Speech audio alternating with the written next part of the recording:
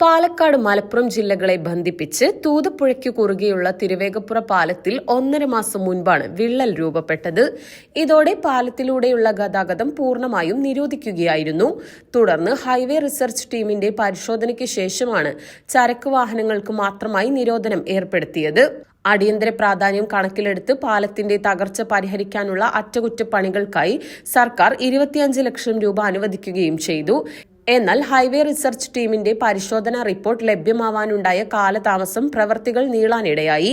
പരിശോധനാ റിപ്പോർട്ട് ലഭ്യമായ സാഹചര്യത്തിലാണ് ഇപ്പോൾ അറ്റകുറ്റപ്പണികളുമായി അധികൃതർ രംഗത്തിറങ്ങിയിരിക്കുന്നത്.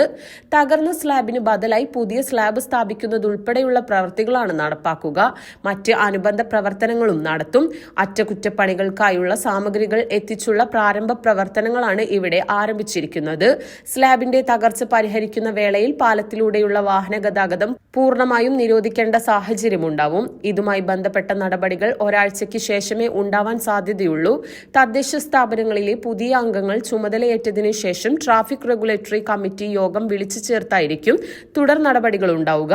ജനുവരി ആദ്യവാരത്തോടെ മുഴുവൻ പ്രവൃത്തികളും പൂർത്തിയാക്കാനാണ് അധികൃതർ ലക്ഷ്യമിടുന്നത്.